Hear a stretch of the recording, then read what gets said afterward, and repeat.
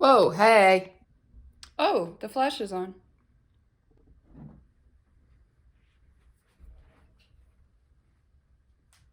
I don't even know if you can see my face. I doubt it. Hi. This is going to be a book/bookshelf tour. Not fully, but just the greatest hits. I'm about to tear this one a new asshole. About to rip it out root and stem and, well, not start over. I'm not going to fully start over, but we have a lot of trinkets and things all over, and it's like there's more trinkets than there is space, so there's always, you kind of got to prioritize like what's where. At least I feel that way. I'm gonna be sipping my coffee. Don't worry about it.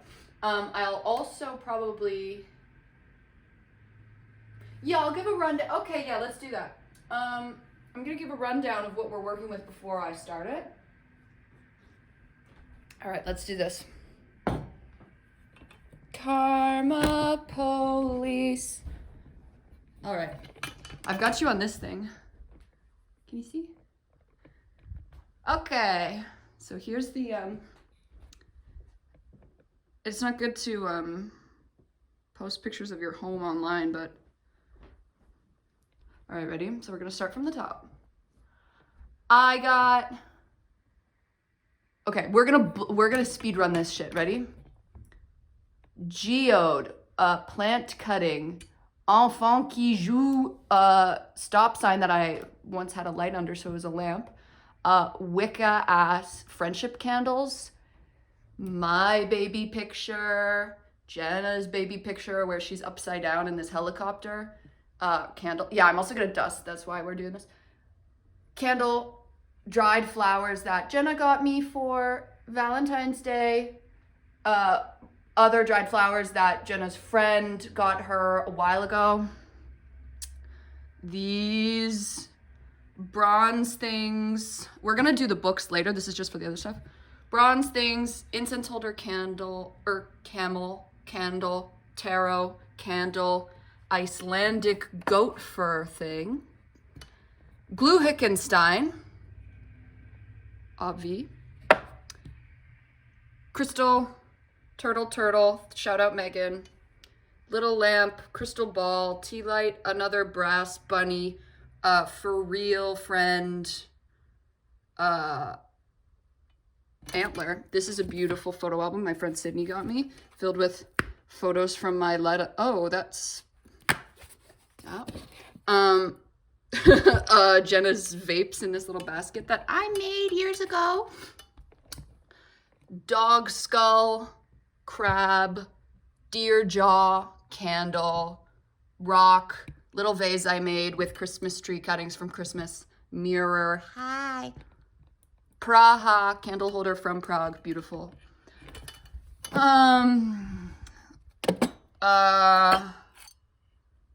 Just a load of junk, really. Made this vase, old candle holder, candle holder, selenite and its baby. There's an orange back there. Pff. This is a can pipe. Shout out Sydney. Yeah, some bullshit. Okay, so that's what we're working with. And as well, I have these good books over here. So this lamp that I have normally sits on these books, but I just looked at this. I forgot what I was even talking about. Okay, yeah, so I have this beautiful Francis Bacon book. I love it. I will always, always, always love that. Always love this art history textbook that I got for free because of something funny. And then an Industrial Light and Magic special effects house fucking thing. But anyway, so those are what's normally on there, but I've got some good books over there. So anyways, I'm probably gonna only speak in like I'll probably do some work. By do some work, I mean just like this. I'll probably do some of these and then hang up. Hang up because I'm talking to my friend. And then I'll kind of rearrange it on my own time, but I don't know. I just wanted to hop on here. I wanted to do a book tour anyways. But I've just been, anyway, I'm home alone right now. Jenna's been away all weekend, but I've been listening to Pierce the Veil, obviously, right? But I started to, because I was never even like, I guess I was, but I don't really remember doing this, but I haven't even seen like interviews of them or like what they're really like. I just found out about the drummer controversy, like the 2017 drummer leaving, you know, and I did not know, I had no idea, but you know, that's never great, especially for your fucking like, you know, their messages. And I'm not saying it's bullshit because I don't know, and they seem pretty dedicated to it, but like when your entire shtick is, I love my fans, don't cut yourself, babe, like, you know. Anyways, I feel like, I don't know if gaslit is the right word, but I feel like borderline gaslit by society and that band, because I honestly think that band is one of the most complex, talented, transcends the medium. They're not just emo music, you know what I mean? You know, Escape the Fate, Falling in Reverse, Memphis Mayfire, these fucking bands. Oh, and also New Year's Day just released a new EP, Half Black Heart, like literally yesterday as I'm recording this. More on that later. Shit, but it's probably, I struggle to make a nasty claim right away just because I loved that band growing up, so I want to like them and I want to still like them. Like them still, like who they are now. Because if there's a band that I love that's still releasing music, it's like, I don't know, but fuck. I really was listening to that last night and I thought it was so bad. It sounded like overproduced. And the album art, are you fucking kidding me? Did you guys see that? Maybe I'll put it in now. Unbreakable, I was not a fan of that album art either because it seemed like a shtick. I mean, yeah, it's like, I don't know, wait. It's, oh, I could put this here now. I don't know, maybe I want to look more into it before I talk on it, but it seems really weirdly overproduced, and I feel like she has no inspo anymore. All their songs sound the same. Ever since, Epidemic, every single one of their songs has been the same, and it has been as follows. I am stronger than you know. I am so strong, I refuse to back down. I am here, I am not going anywhere. I am strong, I've been through so much and I'm so strong. And hey, that's sick. No, I love it. But I'm not even kidding you when I say practically every single song is that. And it's like, after a minute, it's like, and this is what I was thinking of. I was thinking about jukebox musicals, right? Because I'm a nerd, and I was like, what band like could have a sick jukebox musical? Not New Year's Day. It's impossible. Because all their songs are the same. I've been getting into My Dear though. I never liked that album because I was just like, okay, you're being Blink-182, get away. But honestly, it's also very No Doubt, and I didn't really know that band so much. I knew Gwen Stefani, but like, oh, sorry. Bantam Books. Who else?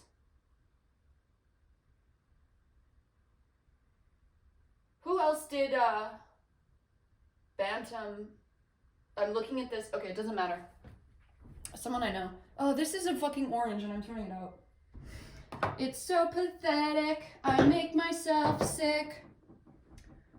But yeah, No Doubt, Gwen Stefani's like ska rock band. Also California, kind of at the same time. It's very obvious the influence in the early New Year's Day album in My Dear, at least. And maybe if it's just in voice alone, maybe if New Year's Day had a different singer, I wouldn't think that at all, but that's how I feel. But it's 100% confirmed because I'm gonna leave the top. I'll probably take it off and dust around, but I think that's good. But yeah, no, Pierce the Veil is one of the best bands of all time, and I literally would die on that hill. And it's funny because I love so many of those bands from back in the day, and I still do, and I still love them in other ways. But that one actually has grown in my eyes in terms of skill, artistic vision, experimentation, drama, you know, acoustic music elements, all the Spanish guitar and shit like that. Like, they're really good. And yes, obviously there's a place in my heart because I listened to them growing up. But I was just watching a video because I've been kind of on this wave of like, oh yeah, that band, hold on. And I don't like Jaws of Life. And I think it is because I'm a hardcore fan. And it's like I said, the Blink-182 shit, that has never stuck for me. I want raw anger. I want raw anger. I don't want you to sing like this and have it be labeled as emo. Because yeah, sure. But if you can rock out to it in a white t-shirt, and maybe that doesn't make sense, but I'm like,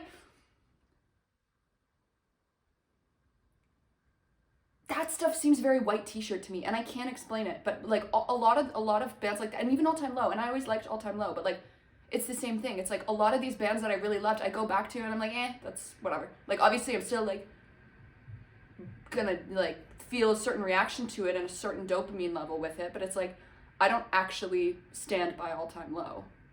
I stand by Pierce the Veil harder than I did growing up, because growing up it was just another band among many.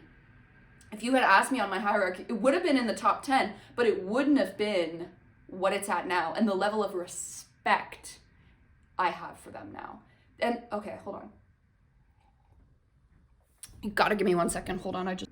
One more final Pierce the Veil note, and then we're gonna get on to the rearranging and the tour. But yeah, no, like I was saying though, back then it was just one band among many, but now that I'm older and I'm actually really listening to it, I'm like, okay, I don't know who. I know Jamie and Vic are both guitarists, but I'm like, the fucking guitar in that band is insane. His vocals are insane. The production and the arranging of everything and the experimental nature and how it's like, is one part of the song then one part of it's not like that classic, because this is what it is. I can't say that's why I always love The Cure, because The Cure has like a 10-minute intro and then like one chorus, one verse, one chorus again, that's it. That's all you want, really, at least me. I get really sick. It's like I said, that Blink-182 bullshit. I'm just saying that. It's just like the classic 4-piece band or 5-piece band or whatever. And I love MCR. Like fucking, what's it called? 3 Cheers for Sweet Revenge is one of the best albums in my mind, at least in my heart. But it's the classic, you know, verse, chorus, bridge, chorus setup. Pierce the Veil transcends that. Pierce the Veil, this is what it is. Because I'm first generation iPad baby, right? Not baby. My dopamine, I'm young. My attention span, I need it now. I need it now, and I need it all the time. I need nightcore, remix,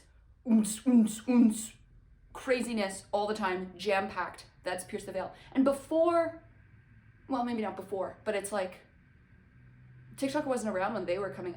Their fucking first album was in like 2007 or some shit. Yes, obviously this state of, you know, hyper, everything, Videodrome, I need it more, I need it now. Screen culture has been a thing for a while, but that band really scratches that itch and keeps me hooked the whole way through. And even when it gets slow, it's a build-up that's earned after it. It is, they craft the songs. And yes, I'm just like freaking out over this. And I wasn't a fan of Jaws of Life.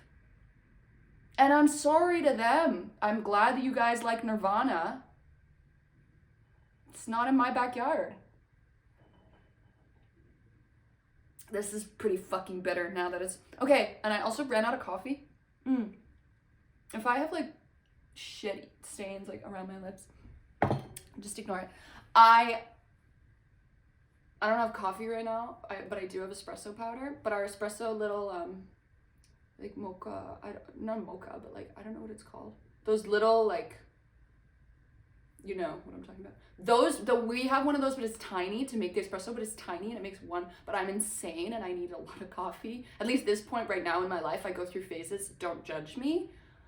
I am putting espresso powder in my French press. So yes, that's why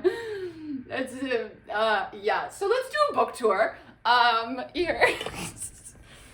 I'm having fun. You guys don't make fun of me. Okay, well first, here's all my shit. Wow. And this right here is Jenna's parents from the 90s. These are all, okay, so I believe these are all like clay made, and then they cast it in bronze. This one is pretty like well done, but some you can really see like anyways, Lord of the Rings. So they have the good side and the evil side, and that's sick. Hey, and then the orb, obviously. Okay, so let's do this thing. And I don't know if you guys fucking care, but quite frankly, I don't care if you don't care. So let's start off, let's just read it like a damn book. This is actually, okay, well, we'll start with this. This is Interface soundtrack. Shout out Montreal, shout out independent art. New Catholic Picture Bible. Ooh, I already know what we're gonna do. We're gonna do this. It's so pathetic, I make myself sick. All right. Yeah, this is sick. Okay. This is something I had when I was a child, and I really love it still. I think it's so sick. And like, it's like literally the fucking, it's like a fantasy novel. It's like illustrated at the front of the book. But I really love the illustrations and just the everything about it. And it's really simplified stories because it's like literally for children. Shout out Old Testament. The Old Testament is sick as hell. The amount of drama. David loves Saul. And my mom's favorite was always the King Solomon and the two babies. I don't know where that would be. And my dad's favorite was David and Goliath. Some of these are Jenna's books. Star Trek bullshit. All Jenna. Man in the High Castle. Read that. I'm not gonna review everyone. If you want to review, comment. Oh my god, yeah, no, I kind of do want to review these because these three I read. This one I didn't finish, and maybe another time I gotta do like a full blown. Oh my god, there's so much I want to say. Maybe I'll get to it. Dedoy. I've been collecting these. This is my entire VHS collection. Christmas Vacation, Muppets Christmas Carol, Fantasia, Teenage Mutant Ninja Turtles. Haven't seen it. Only bought it because of Blackberry. Shout out MJ. I just trust him. But I just saw this and I was like, okay, that's kind of sick. It was $1. Pink Floyd The Wall. This I actually can't believe I found. This one's pretty fucking sick. But I don't have a CRT, so I've yet to, or a VHS player or whatever. Like, I've yet to actually watch any of these, and then Amadeus and E.T. But I figured, I was like, because I want a CRT and a VHS collection because I think closed circuit, like non-networked, movies. I don't know, something about it I really like. And obviously the like retro vibe and the childhood aspect of it, but in theory, I really like it, but I haven't.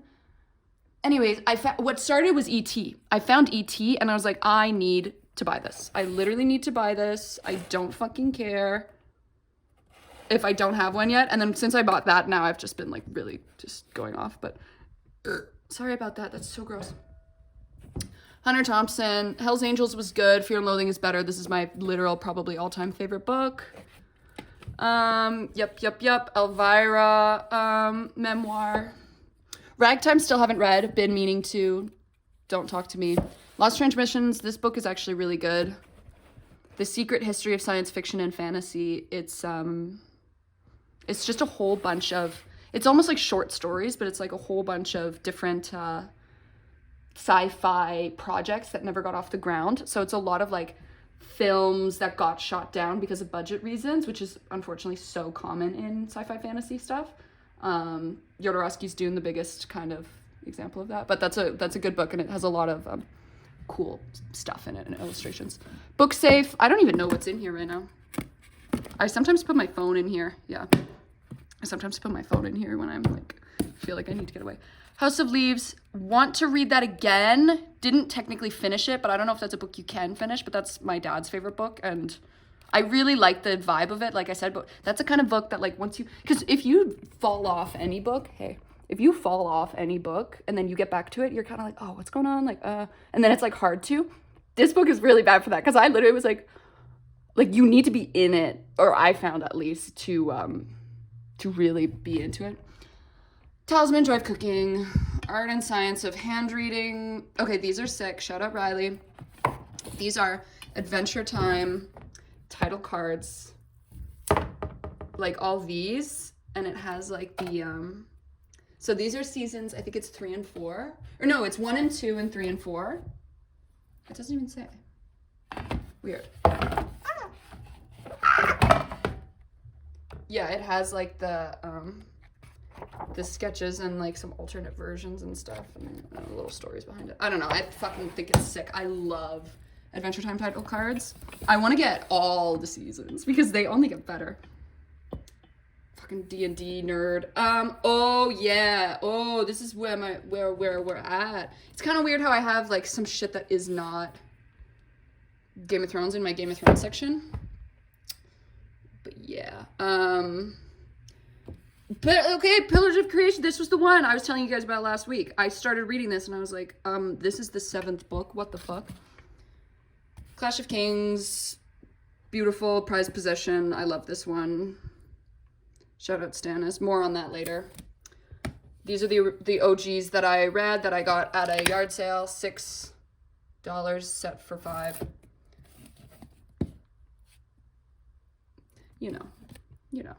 These I don't. This is just Dracula. Haven't read Dracula, fun fact. Kind of whack. But I love the Coppola movie. This I just literally just got at a, hey, you can see me. This I got at a take a book, leave a book, but I fucking love it. I think it's sick. I started reading it. It's like really bad. It's like for children. Did not want to waste my time with that, but I like the cover.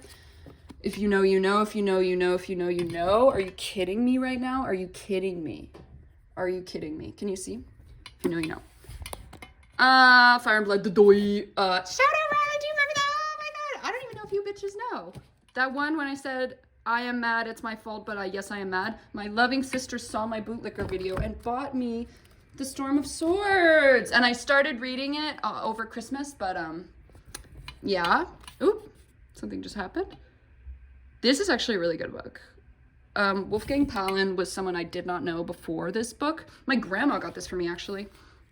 But I love Emily Carr, but it's about Emily Carr's late work, which is the only work that I really fuck with in my opinion. I mean, no, it's not that I don't fuck with it, but it's the only one that really holds my attention. My favorite painting of hers, yeah. Love that one. This was my phone background for years. Something about it, it's just so shroomy. Like, I don't know. But anyways, yeah, it's this abstract artist, Wolfgang Palin. And he went and visited Emily Carr because he was like, I love your work. And then it's kind of like, it's just a book on both of them and their relationship. Yeah. And she was really old when he came in and saw her. Okay, I'm getting too excited. Look at the mess I'm making. I don't care. I'm going to clean up later. I just get excited. Okay, 1 second. Okay, we're back. So 100 Johnson book that I didn't even read, bitch. I should read this. This is Jenna's. If you know, you fucking know. I'm not gonna get into it. I'm not getting into it. Haven't read it. Maybe will one day. I started reading it, but I was like, I'm bored. It wasn't even that I was bored. The problem with it is there are moments in this book that I was like, oh yeah. And I love Great Comet. Don't text me. I love Great Comet. So I was like, I should get into that. And I watched the BBC Paul Dano version. I was like, fuck yeah. I don't know. It's a lot of filler and then one moment of good content. And it's like a lot of filler. And I feel like I already know. Basically, I need to have a strong will to finish that book. Maybe one day I will, but I've got a lot of other fucking things on the go. Yeah. Anyways, more on that later. Not my book. Mirror. Wizard's First Rule. Finish that. You already saw my review. Fuck with it or die. Beautiful cover. William Morris. You know, I talk a lot of shit about William Morris. No, I can't get into that right now. He's a rich communist. I can't get into that right now. These are my actual prized possessions. Are you ready? So, oh, hi. Oh yeah, Oedipus, or Oedipus, whatever. Yes, so this is my father's Dune collection and his father's before him. And my grandpa was a physics professor at University of Ottawa. So just a nerdy guy in the 80s or whatever. But yeah, no, I love, my favorite cover, I think, is Children of Dune. Stop! Look, they're all falling. Ah. Yeah. I love this font. I use this font all the time. Orthodox, I think it's called. Literally all the fucking time. But yeah, great books. Oh, I haven't read God Emperor. I've only read up to Children of Dune. I talked about this before, eh? Yeah, I did. But anyways, if there's a fire, I would get this. And the other thing about this that y'all need to know, as a child, when I was in New York, our office, like our little, like the computer room and like the other bedroom that like my sister and I, like, we had like our GameCube in there and shit. There was a big bookcase in there. We had all our books in there. And I would always see this. And it scared me, but it also kind of enticed me. And one day I asked my father and I said, what is that? And he said, oh, it's about a world where there's like giant sandworms that kill people. And I was like, ooh. And I don't know, it's just funny because now it's like a total thing, like Denis Villeneuve shit, like, I don't know, it's like a whole thing. But growing up, just hearing that story, it seemed so distant and it seemed so much older than me, you know what I mean? And obviously it was, but like, I don't know, it's kind of nice and full circle how not only do I have this at my place, oh yeah, and then that's, this is Jenna's copy. Boo! I think this actually has, yeah, fucking shit. Like, what the hell is with...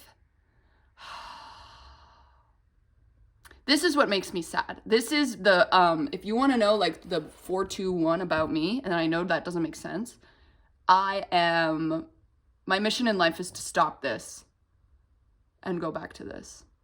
Shout out William Morris, who is instilling that. Okay, sorry, I'm just playing around now. Okay. Communist Manifesto. Dahlgren, I bought this because it kind of, I just saw the cover. I was like, oh, cool. And I like the font and I like the vibe. Seems a little, I don't know. I didn't finish it. I didn't like the way that they were writing about that girl. I was just like, ooh, this is kind of creepy. Who Fears Death? Okay, so Who Fears Death? I don't know. I might get back into it. Fuck! I might get back into it. I know that HBO is making a show about it. I honestly thinking was of just maybe just watching the show. I don't know. Something about the writing. I don't know. Both this and Poppy War. I haven't read this one. It's almost like it's a bit too explanatory, you know? But maybe I didn't give it... I don't even know how far I got into it. Definitely not far enough. Hold on. I don't know. Anyways, I might get into that again. But I trust George. I trust George Martin, and he said good things about this. Bro. Yeah, okay, whatever. All this stuff doesn't really matter. Haven't read Sense and Sensibility. This is a good book. This is a... Yeah, I'm actually not going to get into this, but get into this. Other Mark Danielewski book. Haven't read that. Sinbad Voyage. I would like to read this. This is a kind of... This book came to me in a weird fashion, but it's about this guy who... built like a not anatomically correct, but like a historically correct boat and sailed across the ocean pretending that he was like a Sinbad of the Seven Seas. I don't know, but it's like a nonfiction book, but something about it kind of, you know, gets to me. These are two beautiful Japanese print books that my friends got for me, which is so funny because both my friends, without me even asking for this, it wasn't like I asked them, but they both got me like Japanese art books for Christmas. And I was like, fuck yeah. Like, I don't know. It just made me happy. And they both were like, no. And I was like, no, I love it. This is a little secret, something that I can't get into, but I love it. My friend made this. It's beautiful. And there's a secret little book inside, but you have to be here in person to get it. This is some old shit I did. This was an FFAR project. I literally just like took old paintings and yeah, I don't know if I could get into this. It's fucking stupid. But I took old paintings and I photoshopped the figures out of them. And then I wrote stuff about it. It doesn't fucking matter. Philosophical Fridays, shout out Blue, shout out Blue. These bitches don't get me and they never will. Shout out Riley and the Gabby Hanna book that she got for me as a joke. Sun Also Rises, I don't know. Ernest Hemingway. And it's funny because it seems like something, I'm gonna get onto this. It seems like something that I would be into. The like to the point, sober, you know. Something I think as much as I like it to the point, I have a penchant for drama. And that's why I like Hunter Thompson. I want poetics. And I like it to the point, but I don't know, I need a bit more. Sun Also Rises, I didn't finish. I didn't even really get into it, if I'm being honest. That was a book that I packed for a trip.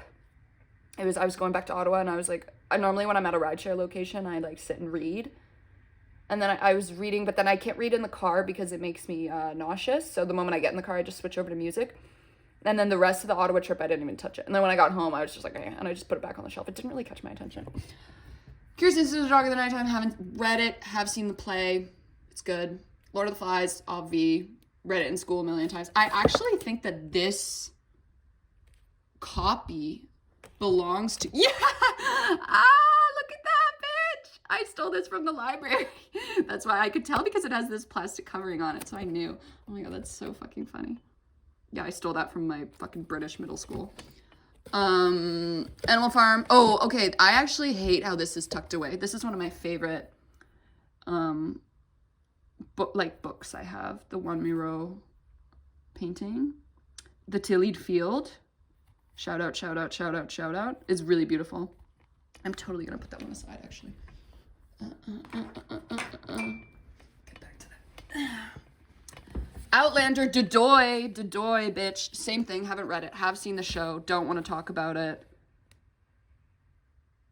Yes. I've read a few of these. They're just short stories. I really just like the cover, though. D.H. Lawrence. Have not read D.H. Lawrence. I can't get into this right now. All right, we're almost done, boys. We're almost done. Fucking D&D books. This, man, I bought this when I was young. I don't know. I'm kind of in between, because I do like we have Miss February up there. I kind of go, it seems so cliche now to have like vintage Playboys in your house, and it's like anyone who thinks that's like so cool and different, it's like, it's not. I like this cover though, so that's cool. I have one more. That's the February one. I don't know. It just seems like, I'm also literally straight. Like I just did it kind of to be funny. And I'm also anti-pornography. So I don't know. Something about internet porn is so much more like vile and abhorrent to me than, you know, fun, you know, I don't know, whatever. It's still, but you know, I don't know. Weirdness with that one. Just a fucking Time magazine. I don't even know why I have this, if I'm being fully honest. This is something I got from my sister, Riley. Shout out, Riley. It is beautiful. Like this. Are you kidding me? It is so beautiful. Magazine of Feminism, Spirituality, and Politics. But it's from the 90s. So Riley got it for herself. She just got it on the side of the road or something. It was like from a box, like some kind of take a book, leave a book situation. And she was like, cool, cool, cool. And then I think, and I haven't even read this, and I'll tell you why I haven't read it, because I want to maintain, I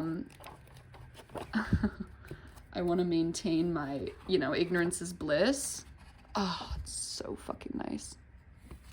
I literally love it. But I think it might be pretty turfy, because, or like essentialist or whatever. It's very like, I don't know. I haven't read it. I don't want to read it. I just like the cover. Ooh-cha! I love this book. Not really. It's a children's book, but I love the cover and all the illustrations. I got this, whoa! I didn't even know that was ripped, dude. The fuck? But yeah, this is like total core childhood shit. Hold on. But yeah, it has all these beasts. And, Yeah, classic. It's just this girl. It doesn't matter.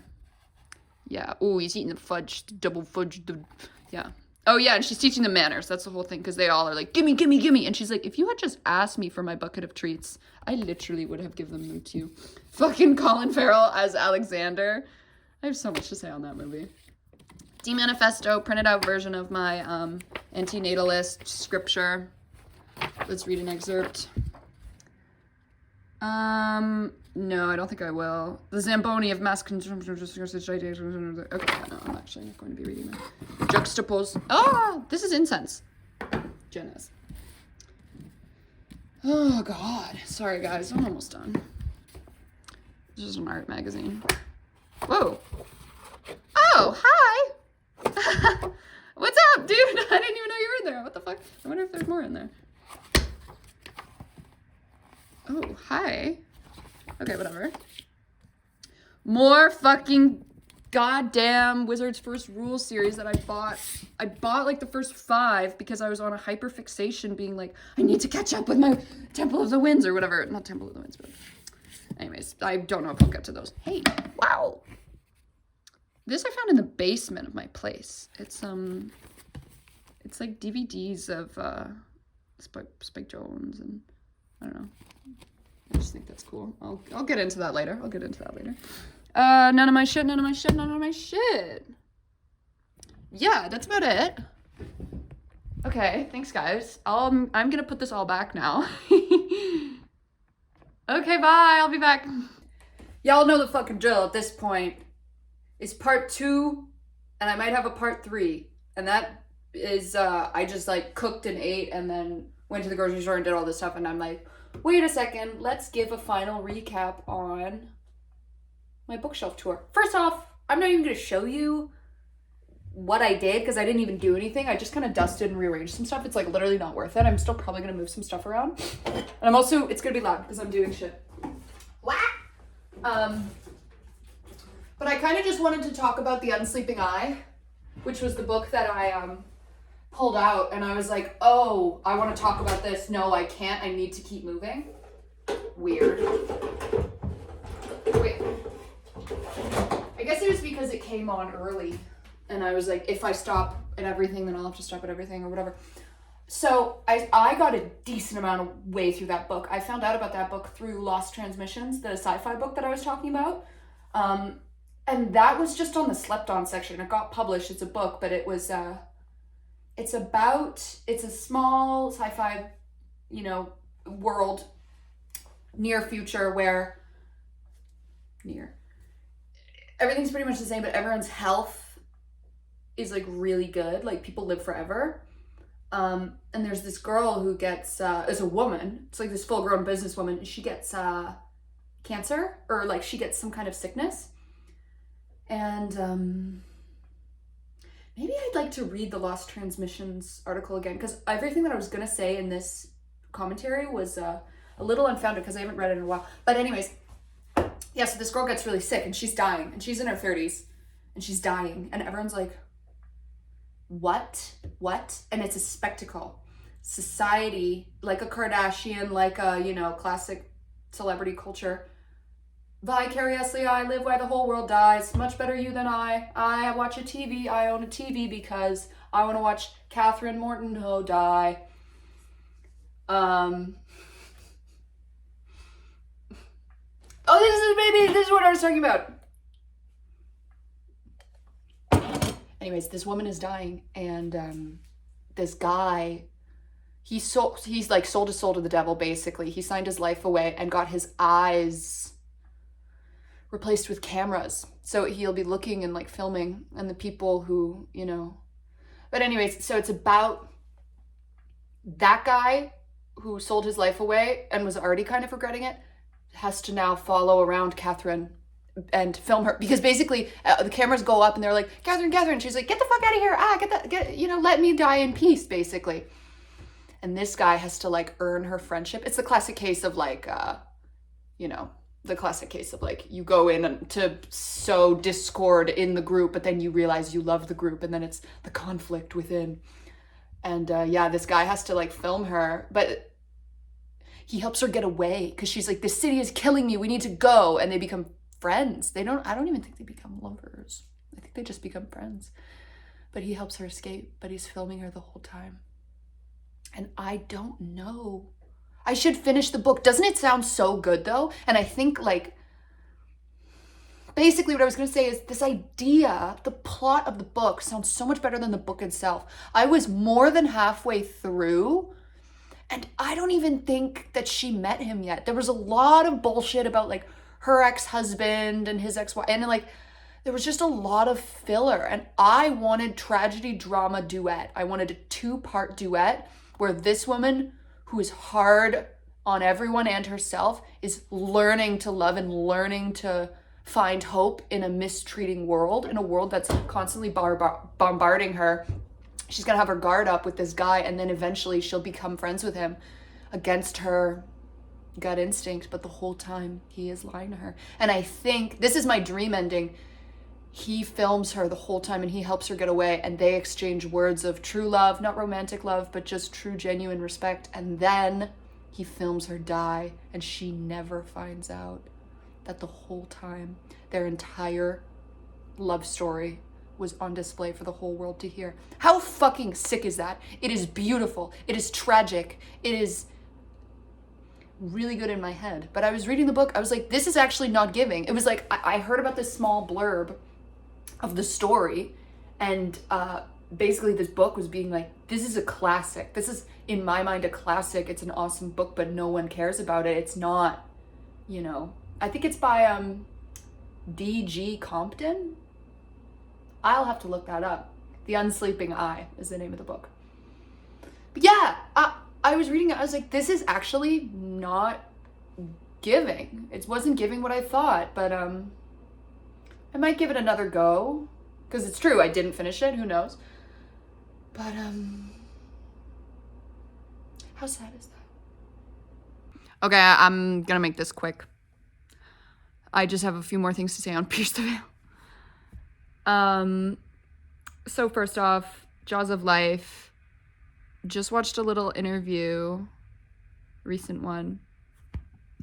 Sorry.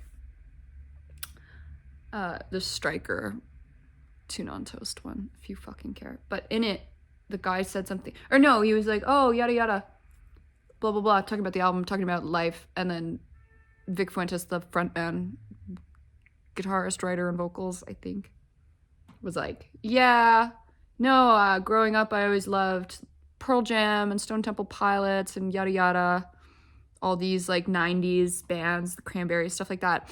And the guy was like, oh yeah, do you think that he kind of like, it wasn't bad, but it was funny, he kind of like went for the kill. He was like, well, do you think that the reason this album sounds like this is because after COVID everyone wants nostalgia and comfort, so you retreated back to your comfort bands that brought you into making music in the first place?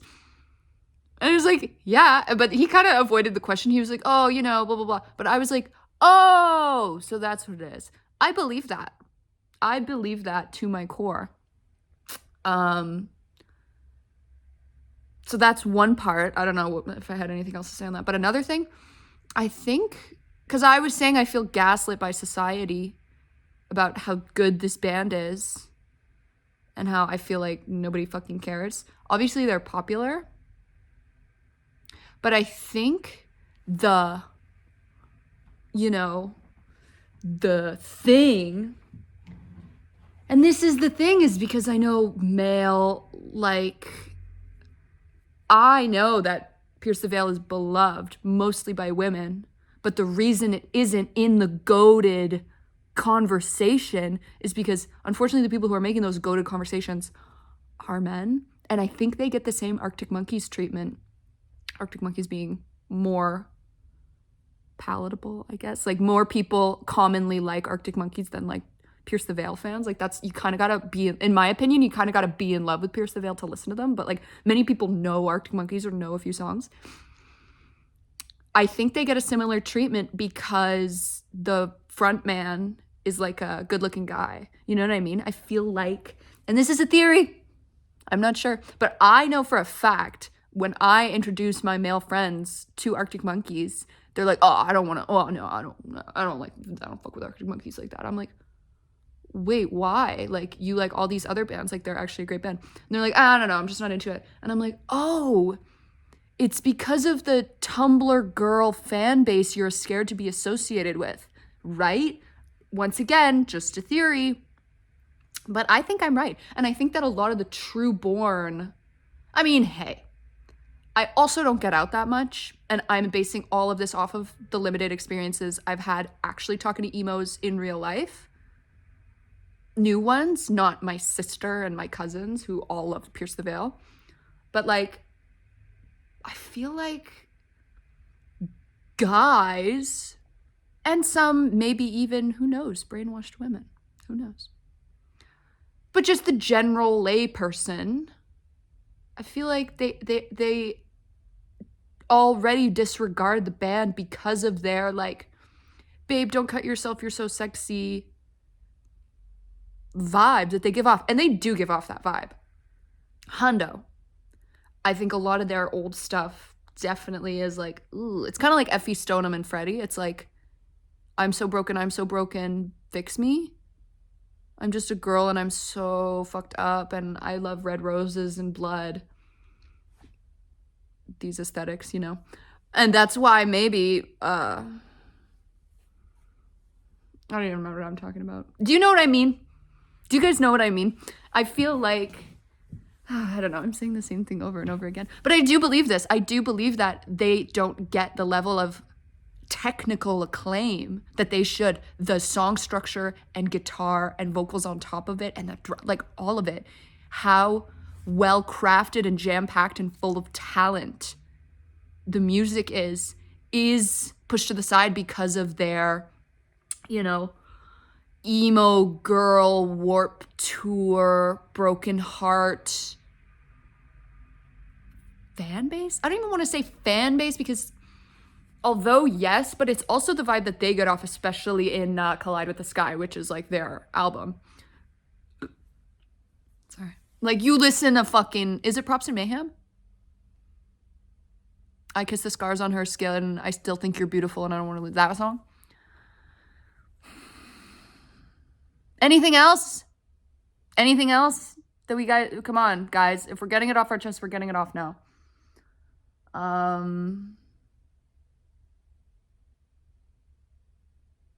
Yeah, no. But I think at the end of the day, I know the truth.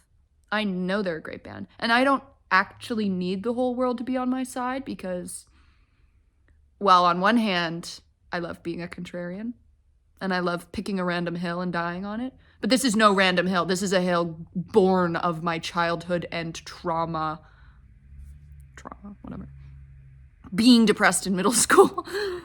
Yeah, like I know the truth. I don't actually need the general population and men specifically. I don't need them to consider this band in the goated category because it doesn't impact me. And also, I feel like if it did, I might even be less inclined to like them because I'm a contrarian, as I said. But I don't know. I think it's just sad for me because when I talk about Pierce the Veil, I feel like I always have to make it like a joke. But in recent years, and especially, shout out Megan, wherever you are, getting my friends who aren't into that emo shit, who always made fun of me, who always were like, oh, I'm CR, Evelyn, blah, blah, blah, shut up. Getting them into the music and being like, oh, I actually don't mind this. And the other day, my friends and I were hanging out and I was doing music and I was like, fuck it. I put on Pierce the Veil and we were just making dinner. And I was so happy. And I kind of said, I was like, did you guys notice earlier? They were like, yeah, we noticed. And I love them. Like, I love that fucking band. I think they're so great. And yeah, that's all that matters. It doesn't matter if other people agree or not because I know the truth. Should I do a reading of The Unsleeping Eye? I was a surgical monstrosity, a cyborg. My tapes could be played back for the cheap delectation of office boys. The implanted retinal microcircuits would overload and pain would force my consciousness into light again. Also, I forgot about this. Her job is a programmer of romance novels, which means adjusting and overseeing the algorithms the computer uses to generate a never-ending supply of fresh stories. Literally AI custom female fantasy porn. And she's a programmer of it. Written in 74. Sick as hell. I can't wait to see your brilliant face. Light up the room around the pillowcase. She said, can you come over to my LA Blues? Something to tell you, and I just can't wait. Oh, I showed up. She had the dart in tears. Sat on the couch under the chandelier. She said, you're having a baby, and before I can cry, you're leaving me just when I thought you were mine. Oh, see your face. Take goodbye the one-hearted race. Home now, don't tell your other man. It's all part of the plan. Flickering lights. I miss 100 sleepless nights, and I might be holding on too tight. There's a beast in my heart, and he won't let you leave alive. Nightmares upon the way, go to sleep. I'll crawl on the ground just on your hands and knees, just like a lion, and you're the queen of the pride, and we will feast together till the bones are dry. I don't see your face. Take it by the one-hearted race. Home now, but don't tell your other man. It's all part of the plan. Flickering lights.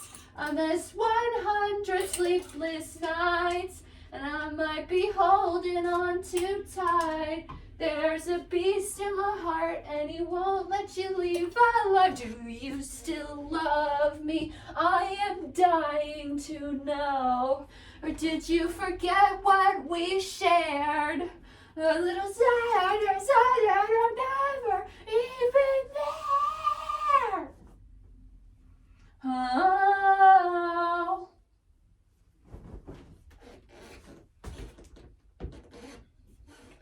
Flickering lights. I miss 100 sleepless nights, and I might be holding on too tight. There's a beast in my heart, and he won't let you leave alive. This is the price you'll pay. Did you forget what we had? It's like I was never even there. Oh. Not bad.